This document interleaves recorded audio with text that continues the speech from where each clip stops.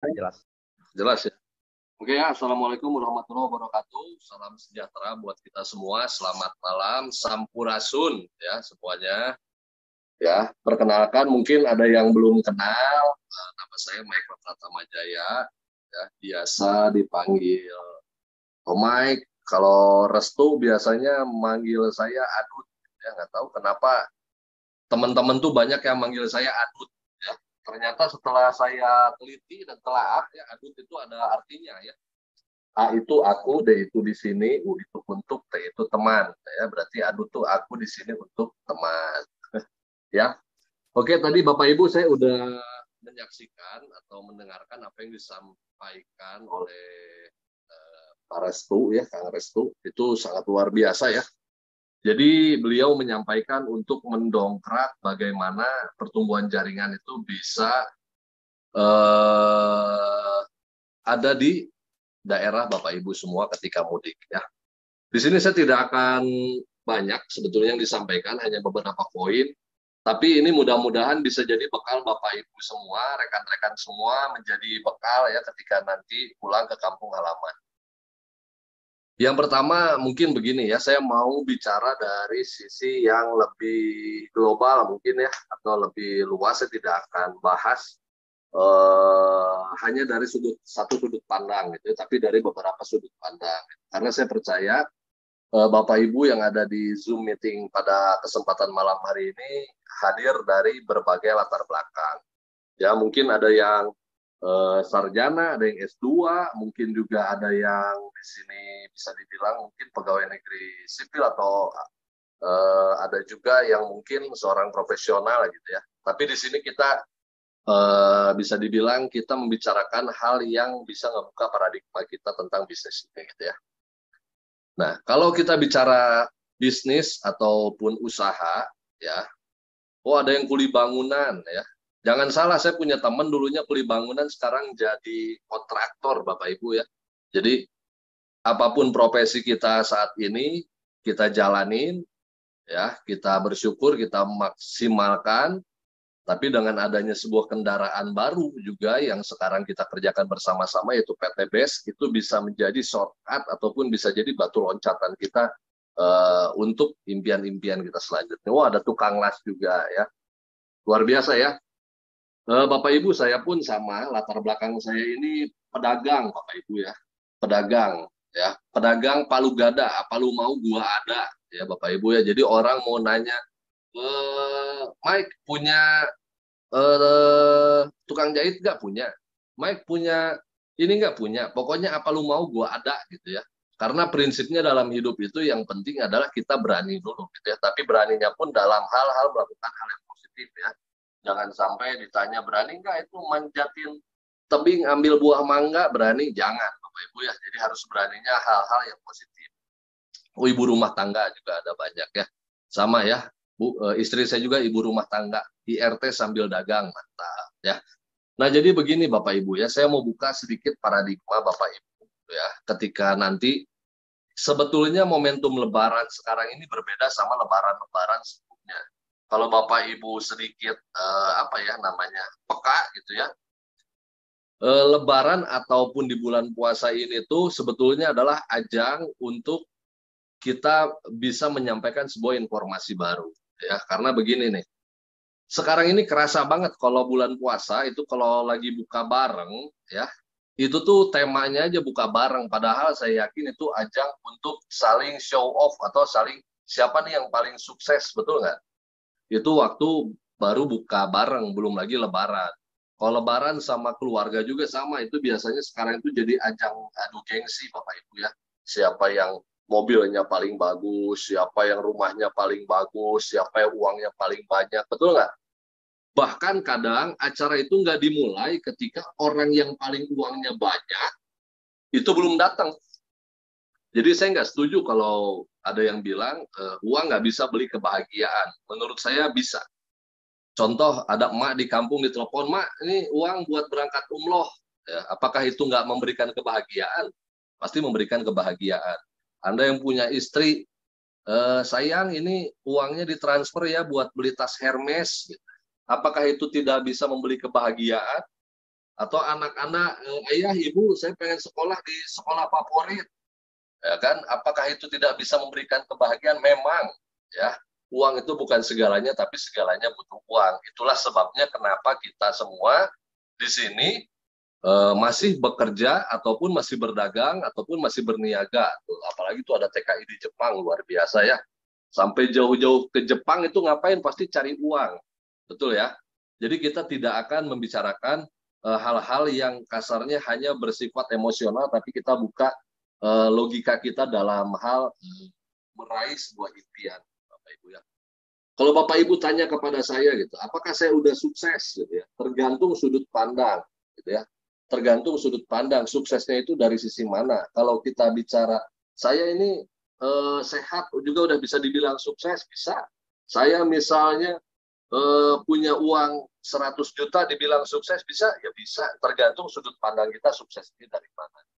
Tapi yang mau saya katakan dan sampaikan kepada Bapak Ibu semua, bisnis di PT BES ini adalah salah satu bisnis, atau kalau bahasa anak sekarang itu platform bisnis lah, terobosan paling ajib sekarang. Kenapa? Modalnya kecil, hasilnya bisa besar. Tadi saya lihat ada yang jadi tukang las, saya yakin kalau mau jadi pebisnis las profesional, itu nggak akan cukup modal, cuma 5 juta itu nggak akan cukup. Terus tadi ada yang bilang TKI di Jepang.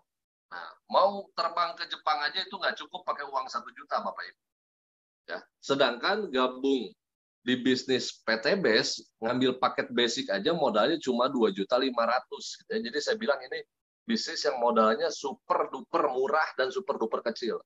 Kalau ada orang yang kita tawarkan bisnis ini bilang nggak punya modal, ya, gimana kita tawarin bisnis yang lebih besar?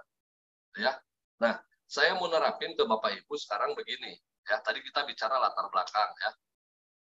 Jangan pernah dalam menjalankan sebuah usaha kita mengedepankan kata tapi.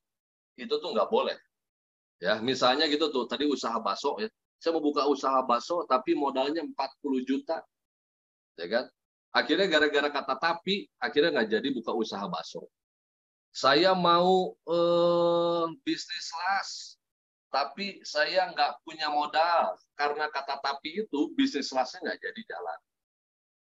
Saya pengen sukses di PT BES, tapi saya nggak pinter ngomong. Nah, karena kata tapi itu juga, kita nggak akan bisa sukses di bisnis PT BES. Saya pengen sukses di PT BES, tapi saya nggak punya teman. Nah, karena kata tapi itu juga, kita nggak akan bisa sukses di bisnis ini, Bapak Ibu. Nah, saya mau ngajak Bapak Ibu semua, dari sekarang kita rubah kata tapi ini jadi justru. Ya. Jadi tapi ini kita rubah jadi justru. Contoh, kita lagi presentasi, ini lagi prospek. Teman kita bilang, aduh, bagus sih bisnisnya, tapi saya nggak punya modal. Nah, kita bilang, justru karena kamu nggak punya modal, saya ajakinnya bisnis PT BES. Kalau kamu punya modal, udah saya ajakin bisnis bikin pesawat terbang. Karena bikin pesawat terbang kan nggak mungkin cuma 2,5 juta, betul ya Bapak Ibu? Wah, bisnisnya bagus nih. Tapi saya nggak punya banyak teman. Justru karena kamu nggak punya banyak teman, saya ajakin bisnis PT BES. Kalau kamu banyak teman, pasti saya ajakinnya bisnis batu bara. Karena bisnis batu bara butuh relasi yang super duper banyak. Betul nggak? Nah, kita mulai rubah kata tapi ini jadi justru, Bapak Ibu. Nah, teknik cara closing paling mudah sebetulnya, apalagi ketika nanti mudik, ya, setiap ada jawaban apapun dari teman-teman, dari keluarga, saudara, atau siapapun, yang ketika kita tawarkan dan jawabannya tapi, ya, ini clue-nya ya paling gampang ya, kita jawab pakai justru plus keluhannya. Misalnya, saya tuh nggak bisa karena pengen sih, tapi kan saya harus ngurus anak. Nah, dibilangin justru karena masih ngurus anak, saya ajakin bisnis PT BES. Kalau anaknya udah pada gede mah, saya bakal ngajaknya holiday, bukan ngajakin bisnis PT BES, betul nggak? Nah, jadi kita rubah nih sekarang nih, ini kata-kata pamungkas sebetulnya ya dalam teknik marketing sebetulnya ya. Jadi kalau kita menawarkan sesuatu ada jawaban apapun, mereka berkata tapi, kita tawarin dengan kata-kata baru itu justru. Ya, justru plus keluhannya apa? Misalnya, aduh saya pengen sih Tapi kan bisnis itu mah khusus yang ganteng, nah, misalnya. Justru karena kamu nggak ganteng, saya ajakin bisnis PTBS. Kalau kamu ganteng mah saya ajakin jadi model, betul nggak? Nah, jadi kita rubah juga paradigma itu ke kita sendiri. Misalnya kita bangun tidur, ya. Duh, pengen prospek nih, tapi nggak tahu harus siapa lagi. Justru karena Bapak Ibu nggak tahu harus siapa lagi, makanya Bapak Ibu harus keluar rumah silaturahmi, biar punya database. Justru karena Bapak Ibu nggak punya teman banyak, nah bikin konten online, biar FYP ini kalau kata leader Isyana mah, supaya database kita bertambah. Jadi jangan sampai ada kata-kata tapi. Sukses itu nggak kenal kata tapi, Bapak Ibu. Tapi mengenal kata justru, ya. Tuh. Nggak boleh tapi dalam konteks membantah apa yang ada di pikiran kita. Gitu. Jadi kita harus bisa self-cure, ya, atau self-cure, ya. Self-cure itu menyembuhkan diri sendiri dari pikiran-pikiran negatif, Bapak Ibu. Ya. Nah, yang kedua, kalau kita biasanya nih, lagi di kampung, atau pulang kampung, atau ketemu keluarga, kan pasti suka ditanya nih, kamu sekarang kerja apa? Atau kamu sekarang bisnis apa? Gitu ya. Ini saya kasih satu istilah yang lumayan keren, ya. Tapi ini tuh adalah hal-hal yang bisa dibilang bisa merubah paradigma orang. Ya. Saya kasih contoh. Jus mangga harganya 5.000. Betul nggak? Tapi kalau kita ke bagaimana kalau mitra benar-benar nggak punya uang buat gabung, justru karena mitra kita nggak punya uang, kita kan tawarin bisnis ini, karena bisnis ini kan modalnya cuma 2,5 juta, ya. Makanya kita kasih solusi. Contoh, misalnya mereka nggak punya modal nih, gabung di bisnis ini, gitu ya. Kita bilangin nih, kamu nih tahu motor Ninja nggak? Ninja 4 tak. Tanya, tahu harganya berapa? Misalnya dia bilang 25 juta. Nah, 25 juta misalnya, ya. Oh, 25 juta ya. Ini kebetulan teman saya ada yang mau jual Ninja 4 tak nih. Harganya cuma 4 juta. BPKB lengkap, jual BU. Karena mau keluar kota, mau pindah. Mau dibeli nggak? Kira-kira jawabannya apa? Mau. Dari mana uangnya? Kan tadi 2,5 juta aja nggak punya, ini 4 juta mau. Wah, kalau motor itu mah gampang lah, pasti dapat. Ya. Kenapa kamu mau? Ya maulah, motor biasanya harga 20 juta, sekarang cuma 4 juta. Ya kan? Nah, kenapa kamu mau cari uang 4 juta? Karena kamu tahu dengan ngeluarin 4 juta, kamu bisa dapetin barang yang nilainya 20 juta. Artinya udah untung 16 juta. Ini saya nawarin, modalnya cuma 2,5 juta, tapi bisa ngasilin penghasilan 1,67 juta. 1,67 miliar. Masa kamu nggak mau? Tadi aja ngeluarin 4 juta buat untung 16 juta mau, ini cuma 2,5 juta buat dapat untung 1,6 M, masa nggak mau? Nah, gitu ya Bapak Ibu, ya. Jadi kalimat-kalimat justru dan membuka paradigma ini juga Bapak Ibu harus pelajari, ya. Nah, saya lanjut lagi. Tadi, jus mangga itu harganya 5.000. Tapi kalau mango jus harganya bisa 20.000. Artinya bahasa ini bisa meningkatkan value atau nilai suatu produk atau suatu bidang atau suatu jasa atau suatu hal apapun lah, ya, dari bahasa, ya. Contoh lagi misalnya teh panas harganya 2.500, tapi kalau hot tea berapa? Bisa 15.000, betul nggak Bapak Ibu, ya? Jadi maksud saya adalah begini, ketika kita pulang ke kampung halaman, ditanyain kamu kerja apa? Nah, biar agak keren dikit, ya, biar agak keren dikit. Jawabnya jangan gini, oh saya member PTBS. Nah, jangan kayak gitu. Atau oh saya mitra PTBS. Nah, jangan cuma kayak gitu. Ini kita buat ngebuka paradigma.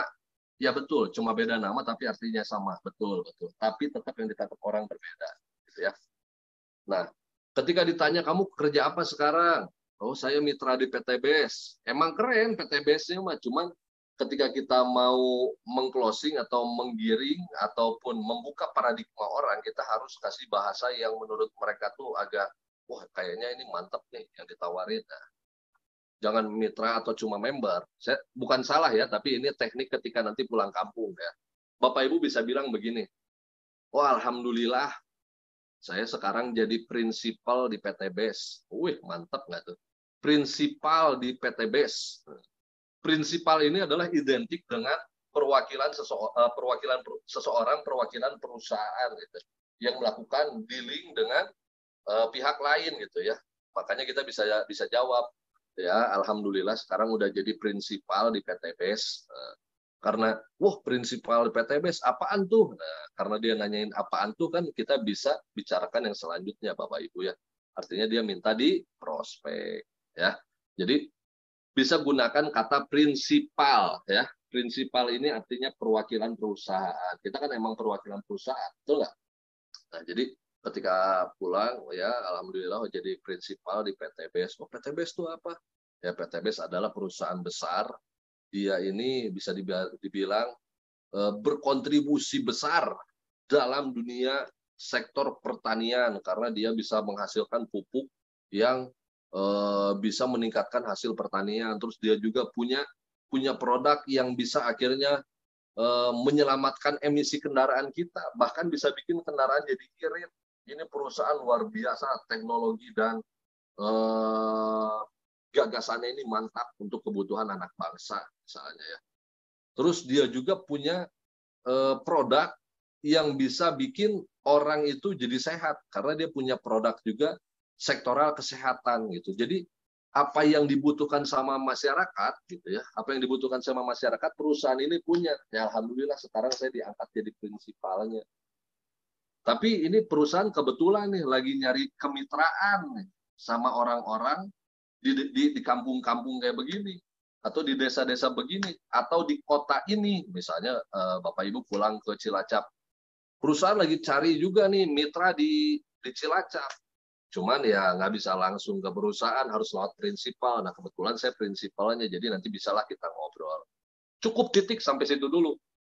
Jangan diterusin, biar dia penasaran. Karena kalau lagi kumpul keluarga, kan ya, kalau lagi kumpul keluarga, Bapak Ibu ngomong di depan orang banyak, nanti kalah jatuhnya. Nanti banyak pertanyaan, nanti Bapak Ibunya yang kalah jumlah gitu ya. Jadi lebih baik nunggu 1 lawan 1 gitu ya. Paham ya Bapak Ibu ya? Jadi harus pede gitu. Nah, ningkatin pede ini kita kadang butuh istilah-istilah baru Bapak Ibu ya. Nah, yang ketiga yang mau saya tekankan sama Bapak Ibu, kenapa harus pede ada di perusahaan ini ya. Yang pertama kita harus sadar dan paham gitu ya. Mungkin coach atau leaders itu sering sampaikan, sering ajarin tentang 5 pilar PTBS gitu ya. Nah, saya mau bisa dibilang menegaskan lah. Ya. Yang pertama dari sisi perusahaan Bapak Ibu ya. Perusahaan kita ini hebatnya ini didirikan di Indonesia, pemimpinnya atau CEO-nya orang Indonesia, produknya dibikin di Indonesia, lalu market terbesarnya juga di Indonesia. Artinya betul-betul dari segi keamanan perusahaan kita bisa pantau gitu ya. Apalagi perizinannya itu lengkap. Nah kebetulan Bapak Ibu saya punya basic juga, memang tukang ngurusin perizinan gitu ya, suka ngurusin perizinan gitu. Nah, ngurusin perizinan ini tuh bukan hal yang mudah kalau di perusahaan sekelas perusahaan pemasaran berjenjang, atau mungkin orang lebih mengenalnya dengan istilah multi level marketing ya, atau MLM gitu. Padahal MLM ini kan sebetulnya adalah terobosan bisnis baru yang memangkas biaya distribusi agen dan iklan gitu. Makanya kenapa biaya-biaya pos-pos yang ada di distributor, di agen, di iklan itu diserahkan ke kita sebagai mitra yang tadi saya bilang itu prinsipalnya, uang komisinya dikasih ke kita gitu ya.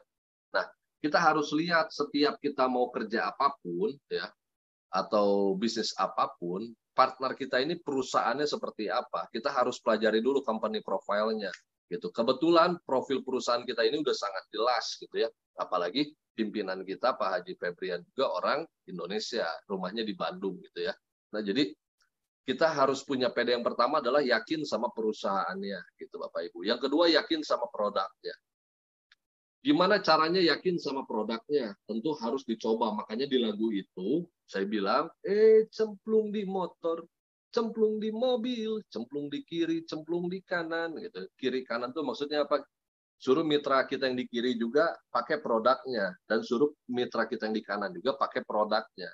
Semakin sering kita pakai produknya, semakin kita merasakan khasiatnya, maka kita akan semakin yakin dengan produk yang akan kita tawarkan ke orang di luar sana. Nah, saya udah nyobain sendiri, alhamdulillah puas ya. Itu memang harus, karena kita harus yakin sama produknya juga. Ya, jadi yang pertama adalah perusahaannya, kita harus yakin sama perusahaannya. Yang kedua yakin sama produknya. Yang ketiga yakin sama marketing plan-nya gitu Bapak Ibu. ya. Sekarang kalau kita hitung-hitungan, ya, kayak Parisiana aja 1 tahun udah dapat berapa duit tuh, ya nggak? Anggap aja baru dapat satu luxury, satu big mokes, satu motor cash, anggap aja baru itu aja udah 1.670.000.000. Sekarang kalau kita bagi nih, coba pakai kalkulator ya, kita bagi 10 juta aja. Kalau 1.270.000.000 kita bagi 10 juta, berarti harus ngumpulin berapa bulan tuh buat dapat 1.670.000.000. Banyak gak tuh? 167 bulan, ya. Sedangkan 1 tahun aja 12 bulan. Berarti kurang lebih 13-14 tahun. Atau 15 tahun mungkin ya. Artinya setahun serius di PTBS itu bisa sama kayak orang kerja 15 tahun di luaran sana, tapi, nah ini tapinya saya pakai nih, tapi gajinya 100 juta sebulan.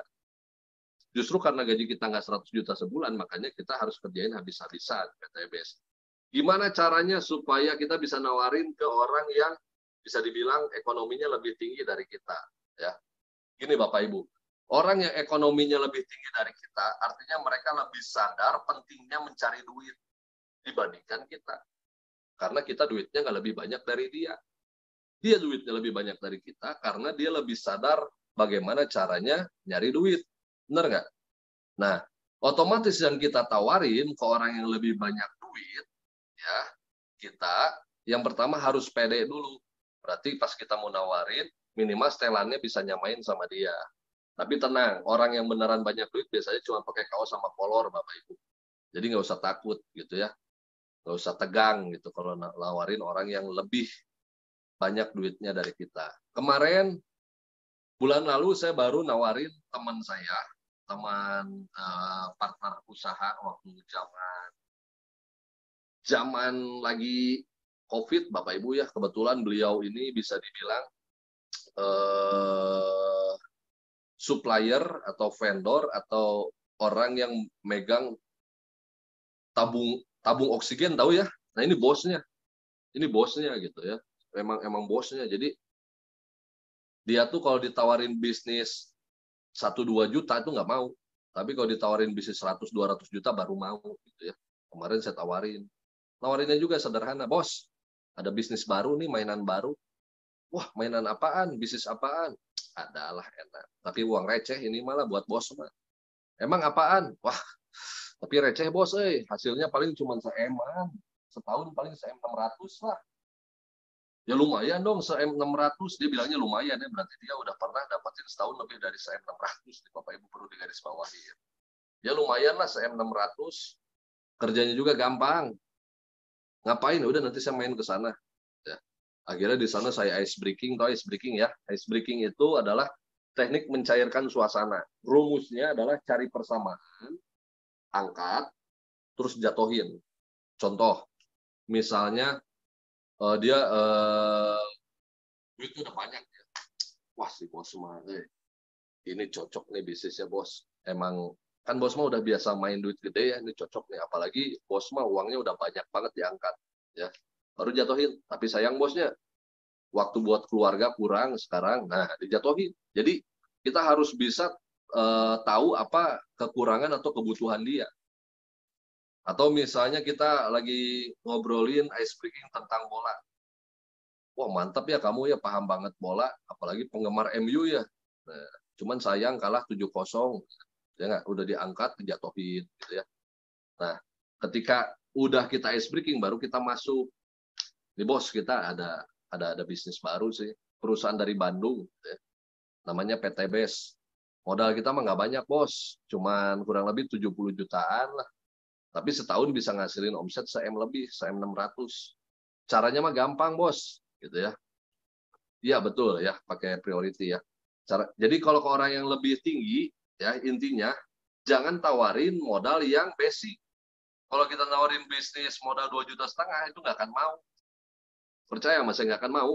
Nggak akan mau. Tapi kalau kita tawarin misalnya 70 juta, gitu ya, baru mereka mau denger. Tapi kalau kita tawarin basic, nggak akan mau denger. Gitu ya. Jadi kita harus paham, kita harus bisa nyamain persepsinya dia, gitu ya. Nah, kita tawarin yang priority langsung. Dari situ baru bisa Bapak Ibu olah, baru dijelasin. Ya. Cara jelasinnya juga nggak usah ribet kalau orang yang memang udah biasa bisnis mah. Jadi caranya gampang, bos, misalnya. Bos sekarang gabung 70 juta, ya kan nanti dapat produk nih banyak. Cuman bos mah udahlah capek jualan-jualan, karena jualan bos itu kan udah banyak. Bos cukup bikin sistem kemitraan, bikin reseller, bos, bikin reseller. Ya, karena zaman sekarang itu paling mantap itu kita bisnis bikin reseller. Caranya gampang, nanti orang bos juga suruh ini aja ikut kayak bos lah. Caranya bos, waktu sekarang mau ikut caranya gimana? Ya, saya gabung ini priority. Ya udah sama, suruh ajakin gabung priority. Wah, tapi kan saya nggak bisa jelasin, justru karena bos nggak bisa jelasin, bos cuman ngomong kayak gitu aja, sisanya serahin sama saya biar saya jelasin. Nah, cukup kayak gitu. Jadi kalau ke orang yang lebih tinggi, ibaratnya penghasilan dari kita ikutin nih penghasilannya berapa, misalnya penghasilan dia 20 juta sebulan, berarti kita tawarin yang reguler atau yang bisnis gitu ya, atau yang eksekutif gitu ya, jangan basic gitu. Nah, jadi kita harus mengikuti gitu ya Bapak Ibu ya. Nah, tadi yakin sama marketing plan-nya ya. Yang keempat, yakin sama transparansi perusahaan. Selama ini setahu saya, seingat saya dan sependengaran saya dari cerita-cerita semua leader-leader di PTBS, puji Tuhan alhamdulillah closing Pak Hansi ya. Kemarin juga saya langsung berangkat sama beliau ke Brebes itu ngeprospek satu RT langsung. Padahal udah banyak duitnya, tapi paling semangat itu kalau prospek langsung se-RT dikumpulin tuh di Brebes. Kebetulan bareng Pak Restu juga. Ada waktu itu fotonya di share kalau nggak salah di grup ya. Ada. Nanti bisa Bapak Ibu scroll tuh di grup ada. Ya. Alhamdulillah closing gitu ya. Jadi ngeprospeknya juga nggak ngotot kalau ke orang yang memang udah biasa usaha dan duitnya banyak gitu. Tinggal kitanya aja pede gitu ya. Pede itu nggak butuh ganteng, nggak butuh banyak duit. PD itu nggak butuh itu sebetulnya. PD itu adalah butuhnya apa? Yakin sama apa yang kita sampaikan. Kalau nggak yakin mah mau ganteng juga nggak akan pede gitu ya. Artis juga kan kalau nggak pede mah nggak bagus ya. Actingnya bener nggak Bapak Ibu? Kalau apalagi kita yang nggak ganteng gitu ya, nggak cantik. Yang penting mah pede, yakin aja dulu ya. Hajar yakin aja dulu. Terus harus antusias. Kalau jelasin itu harus antusias. Ibarat gini lah, Bapak Ibu yang hidup di Jawa ya, jangan pakai cara Putri Solo waktu lagi ngobrol gitu ya. Caranya ngajak ke seminar Pak biar ikut maunya, itu harus antusias. Contoh gini, Bapak Ibu nih lagi jalan ya, ngomong ke temennya, Mbak, itu hantu, di belakang ada hantu. Kira-kira takut nggak temennya? Enggak. Kenapa nggak antusias? Tapi kalau kita bilang, Mbak, itu hantu. Oh, kabur itu langsung bareng-bareng. Betul nggak? Nah, jadi antusias itu perlu karena itu tuh mentransfer energi. Kayak saya kan ngomong juga ini antusias, nggak lenoy-lenoy. Kalau lenoy itu Bapak Ibu udah tidur semua, udah kabur semua, betul nggak? Jadi harus antusias. Intinya harus antusias, yakin antusias. Kalau nggak antusias nggak akan bisa. Bapak Ibu pernah lihat orang jualan di live TikTok nggak? Lihat yang antusias sama yang nggak antusias, penontonnya pasti beda. Kalau yang antusias pasti penontonnya banyak, yang nggak antusias penontonnya dikit biasanya. Nah itu tekniknya, caranya harus antusias. Ngajak ke seminar juga harus antusias. Gitu. Kalau nggak antusias nggak akan bisa. Mau caranya sebagus apapun, nggak antusias nggak akan datang. Percaya sama saya. Jadi harus antusias Bapak Ibu. Ya. Tadi balik lagi yakin dengan transparansi perusahaan. Artinya selama ini perusahaan belum ada, saya dengar pernah ngebohongin mitra-mitranya. Ya. Yang kelima, yakin sama support system. Support system ini yakin sama leader-leadernya, sama upline-upline-nya, harus yakin. Kalau nggak yakin sama leadernya, Bapak Ibu nggak akan pernah bisa dapatin ilmu apapun gitu. Karena waktu saya sekolah juga, kalau nggak suka sama gurunya, mata pelajarannya itu nggak masuk ke saya. Ya, gara-gara nggak suka sama gurunya. Tapi kalau suka sama gurunya, mata pelajarannya mau sesulit apapun, malah kita bisa. Contoh, matematika itu kata teman-teman saya adalah pelajaran yang sulit. Tapi bagi saya itu pelajaran yang menyenangkan karena saya suka sama gurunya waktu itu. Suka itu bukan suka gimana, bukan. Maksudnya menyenangkan gitu gurunya gitu ya. Nah, kita juga harus yakin sama leader sama upline kita supaya apa yang beliau sampaikan itu bisa masuk ke kita. Jadi jangan lihat siapa yang bicara, tapi lihat apa yang dibicarakan gitu. Makanya sering dibilang sama leaders itu trust to upline ya. Trust to upline itu wajib yakin sama support system. Nah, ketika kita yakin sama 5 pilar ini, maka ketika kita mudik Lebaran nanti, apapun yang ada di kepala kita yang ingin kita sampaikan ke sanak saudara, ke keluarga, ke teman di kampung halaman, itu tuh bakal bisa nyampai. Apalagi kalau kitanya antusias. Apalagi waktu ditanya, kamu kerja di mana? Ya, alhamdulillah jadi prinsipal di PTBS. Wajib gitu. Apalagi ngobrolnya, ngomong prinsipal di PTBS sambil bisik-bisik, itu langsung masuk alam bawah sadar. Gitu. Ya. Nah, Bapak Ibu, Lebaran ini adalah momentum peledakan jaringan. Gitu ya. Dulu, ya, waktu leader Dani aja kita bilang ya, top leader Dani Abdul Ghani kan dulu cuma di Tasik ya. Tapi waktu mudik atau pulang ke kampung halaman istrinya atau kemana leader-leader di PTB semualah itu tuh jaringan berkembang di daerah. Kenapa? Karena yang namanya teman kita pasti punya teman, punya saudara, karena yang namanya manusia itu hidup bukan dari sebatang pohon, Bapak Ibu ya. Pasti punya ayah, ibu, adik, kakak, teman, saudara, pacar, mantan pacar, gebetan, dan lain-lain. Punya. Semua punya gitu ya. Biasanya kalau kita ngajakin bapaknya nanti ngajakin anaknya ngajakin temannya ngajakin temannya gitu ya. Makanya ada lagu kan ya, aku punya teman yang ngajak teman yang ngajak teman, terus saja temannya ngajak teman, ngajak teman, jadi banyak itu biasanya ketika kita mudik waktu Lebaran. Jadi Lebaran ini adalah momentum, Bapak Ibu, jangan disia-siakan. Kuncinya tadi apa? Yakin sama perusahaan, sama produk, sama marketing plan, sama transparansi perusahaan, sama support system perusahaan, dan kitanya harus antusias gitu ketika menyampaikannya, Bapak Ibu ya. Jadi itu secara garis besar untuk Zoom kali ini yang ingin saya sampaikan. Sebetulnya banyak banget yang mau saya sampaikan gitu ya. Cuma waktunya nggak akan cukup, Bapak Ibu ya. Jadi sedikit-sedikit lah tiap Zoom lah saya kasih sedikit-sedikit. Kalau minggu lalu kan saya sampaikan kepada Bapak Ibu tuh 3 hal ya. 3 hal itu apa? Kayak tadi 3 halnya waktu itu saya bilang, 1 bikin database, kedua presentasi, ketiga duplikasi. Karena bisnis ini adalah bisnis edifikasi dan duplikasi ya. Waktu minggu kemarin. Kalau ada yang nggak ikut Zoom-nya, mungkin bisa lihat di YouTube ya, ada ya. Di Parisiana minta aja link YouTube-nya ada saya sampaikan. Nah kalau sekarang yang mau saya bahas adalah momentum ketika pulang saat Lebaran dengan meyakini 5 hal tadi dan kita harus antusias, Bapak Ibu ya. Nah, intinya Bapak Ibu jangan banyak kata tapi di kepala, rubah semuanya dengan justru, karena tapi itu akan menghambat kesuksesan kita. Diganti dengan justru supaya kita bisa yakin kalau kita bisa sukses di bisnis ini. Kata-kata yang sering saya dengar itu kalau leader-leader, kalau saya bisa, Anda pun pasti bisa katanya ya. Kalau kata-kata itu kan sebetulnya semu ya Bapak Ibu ya, tapi yang saya petik adalah, saya ngerti maksudnya, kalau saya bisa, Bapak Ibu pasti bisa. Nah, kalau saya selalu bertanya, dia bisa sampai sukses itu apa yang dia lakuin dari bangun tidur sampai mau tidur lagi. Tidurnya jam berapa, bangunnya jam berapa, ketika bangun ngapain aja, sehari prospek berapa orang, sehari ditolak berapa orang. Kalau saya bisa sama perjuangannya seperti orang yang ngomong kalau saya bisa, Bapak Ibu pasti bisa, nah itu pasti bakal kejadian, Bapak Ibu ya. Roda ini emang muter, Bapak Ibu ya. Tapi kalau bisa nanti kalau udah di atas, direm Bapak Ibu rodanya. Biar nggak gelundung ke bawah lagi. Cara ngeremnya gimana? Terus konsisten lakukan apa yang biasa kita lakukan setiap hari sampai kita mencapai titik sukses tersebut. Ketika sudah capai titik sukses tersebut, suksesnya persepsinya masing-masing ya. Ketika kita sudah sampai di titik sukses tersebut, polanya jangan di rundown, jangan diturunin gitu ya. Jadi itu aja Bapak Ibu yang mesti sampaikan. Kalau sekarang semangat, tadi saya bilang berarti rodanya udah di atas. Roda itu nggak mesti melulu tentang roda ekonomi ya, tapi roda semangat gitu ya. Kalau rodanya udah di atas, direm, jangan diturunin lagi. Bapak Ibu, direm itu maksudnya bukan berarti berhenti. Tapi ibarat kita ngegayuh sepeda, kita akan bakal tetap stabil, bakal tetap konstan kalau kita tetap gayuh sepedanya.